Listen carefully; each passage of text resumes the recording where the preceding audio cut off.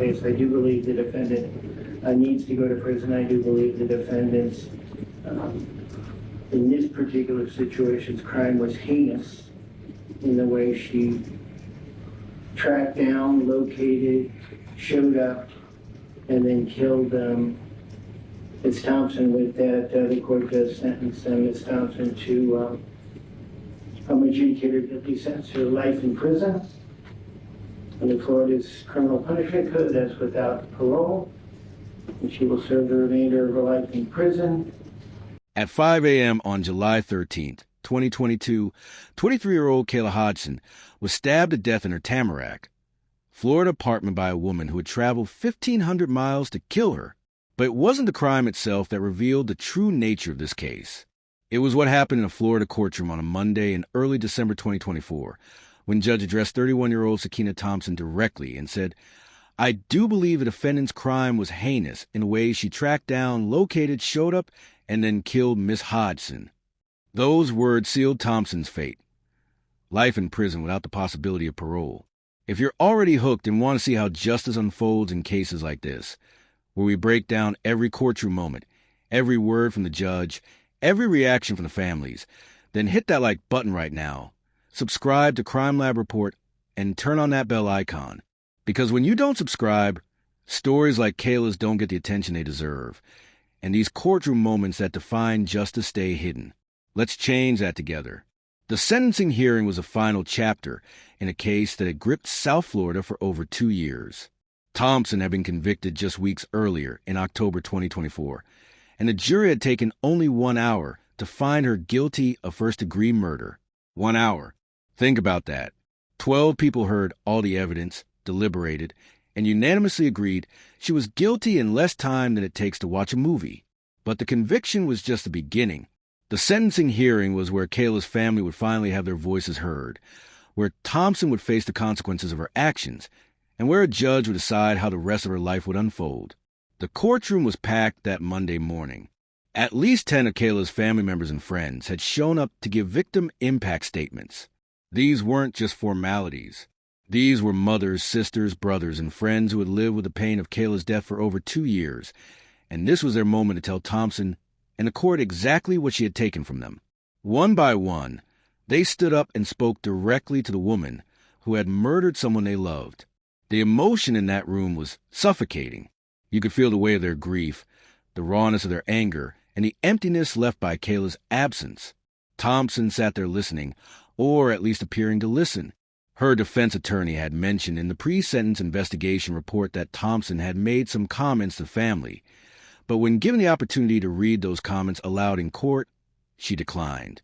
The judge made it clear. It was 100% up to her whether she wanted to speak. She chose silence.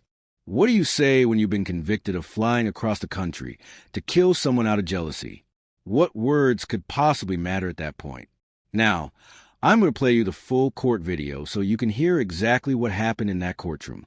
Defense, did you guys want to say anything? No, Your Honor. Ms. Thompson in her PSI did make some comments to the family, so we just asked them to state and show the family that.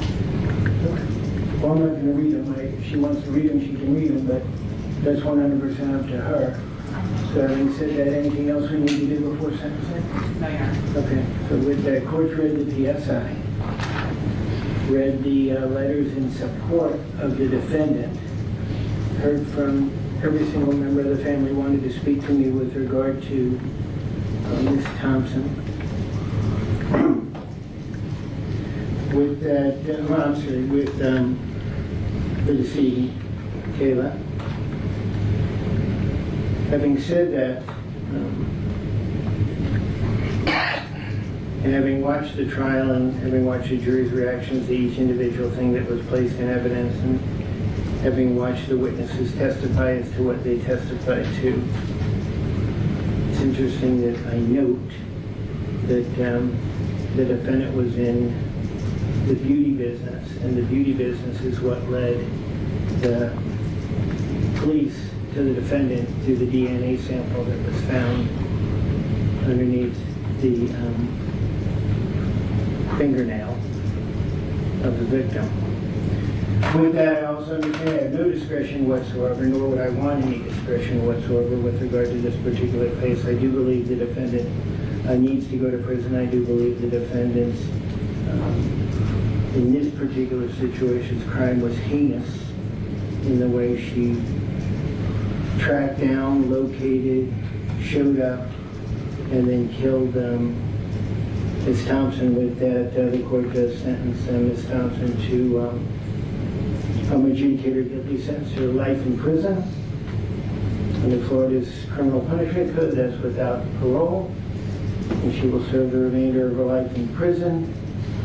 And anything else?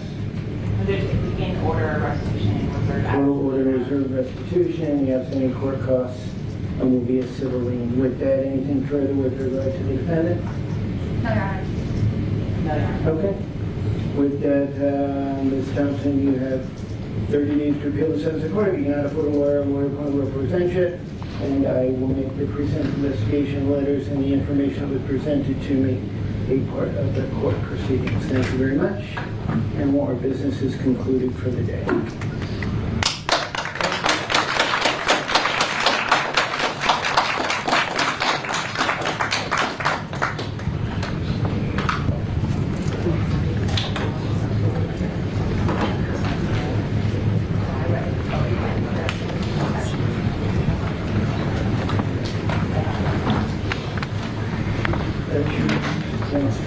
The judge had already reviewed everything before that sentencing hearing.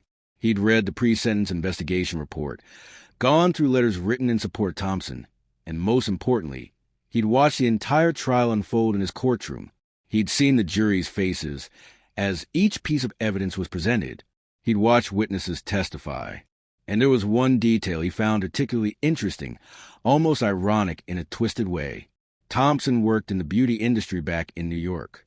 Her whole career revolved around making people look good, helping them feel confident. But it was that same beauty industry that led police directly to her. How? DNA evidence found underneath Kayla Hodgson's fingernails. When Kayla fought for her life that morning, she fought hard enough to leave a mark, and that mark contained Thompson's DNA. The very field Thompson worked in became the key to solving her victim's murder. Now, let me take you back to how this whole nightmare started, because you need to understand the timeline to grasp just how calculated this was. July 2022. Thompson was living in New York, working her beauty business, but her mind was somewhere else entirely. Her ex-boyfriend had moved on. He was now dating Kayla Hodgson down in South Florida, and Thompson couldn't handle it. We've all been through breakups, right? They hurt. They mess with your head. But most of us deal with it by crying to friends, binge-watching shows, maybe blocking our ex on social media.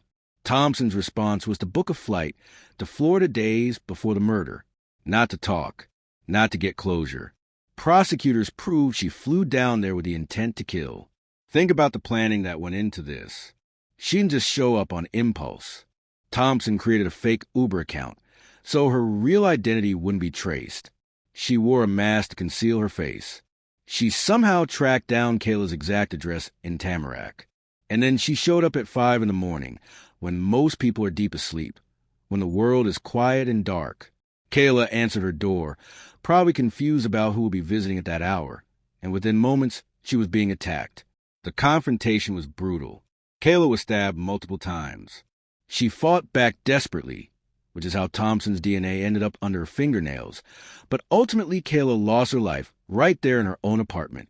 When police arrived and began investigating, they had a crime scene, but initially no clear suspect. The fake Uber account and mask had been meant to throw them off. But here's where Thompson's plan fell apart. Forensic evidence doesn't lie. That DNA under Kayla's fingernails was processed, run through databases, and eventually connected back to Thompson. The beauty professional from New York who thought she'd covered her tracks hadn't counted on her victim fighting back hard enough to literally hold evidence of the killer's identity. The case built from there. Police connected the dots between Thompson, the ex-boyfriend, and Kayla.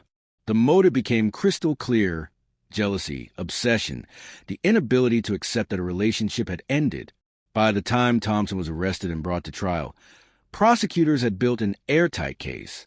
They presented evidence of premeditation. They showed the fake Uber account, discussed a mask, laid out the timeline of Thompson flying from New York specifically to commit this murder. Thompson's defense tried to paint a different picture during trial. She took the stand and claimed self-defense. According to her testimony, she was pregnant at the time and Kayla had attacked her first. She said she blacked out during the struggle, implying she didn't fully remember or control what happened in those moments. But put yourself in that jury's shoes for a second. You've just heard evidence that this woman flew 1,500 miles from New York, created a fake Uber account, wore a mask, and showed up at someone's apartment at 5 in the morning. Does that sound like someone who was just defending themselves? The jury didn't buy it either. They deliberated for 1 hour and came back with a guilty verdict on first-degree murder. 1 hour to decide someone's entire future.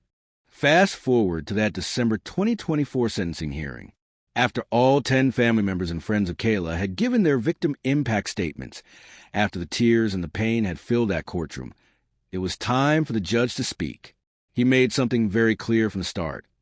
He had no discretion whatsoever in this sentencing, and even if he did have discretion, he wouldn't want it. Under Florida law, first-degree murder carries a mandatory sentence, and given everything he'd seen and heard, he believed Thompson absolutely needed to go to prison. He didn't mince words about what she'd done. He called the crime heinous. He emphasized that she had tracked down Kayla, located her home, showed up there, and then killed her. There was no accident here, no momentary lapse in judgment. This was hunting another human being. The judge then pronounced a sentence that Thompson will carry for the rest of her life. Life in prison under Florida's criminal punishment code without the possibility of parole. Let that sink in for a moment. Thompson is 31 years old. She will never walk free again. She will spend every remaining day of her life behind bars, growing old in a cell, knowing that her jealousy and obsession cost her everything and took everything from Kayla and her family. The judge also ordered restitution, though the exact amount would be determined later, and informed Thompson she had 30 days to appeal the sentence if she chose to do so. When the judge finished and the hearing concluded, Thompson was led out of that courtroom in handcuffs. The family members who had waited over 2 years for justice finally had it, though I'm sure it felt hollow. Justice doesn't bring Kayla back. It doesn't fill the empty chair at family dinners or erase the trauma of losing someone you love to violence. What it does is send a message that actions have consequences, that you cannot take another person's life and walk away. This case forces us to confront some really uncomfortable questions. What drives someone across that line from heartbreak to murder? How does jealousy transform into such calculated violence that you plan a trip across the country specifically to kill? And here's something I want you to think about. How many warning signs did people around Thompson miss or ignore before she boarded that plane to Florida? Could this have been prevented if someone had noticed how dangerously obsessed she'd become? Drop your thoughts in the comments below, because I genuinely want to hear what you think about cases like this. Share this video so more people understand how dangerous obsession can become. If you haven't subscribed yet, what are you waiting for? Hit that subscribe button and join the Crime Lab Report family, where we dig deep into cases that demand our attention. Check out our other videos covering similar cases, and let's keep having these important conversations together. Justice for Kayla means keeping her story alive and learning from what happened, so maybe, just maybe, we can spot the warning signs before another tragedy unfolds.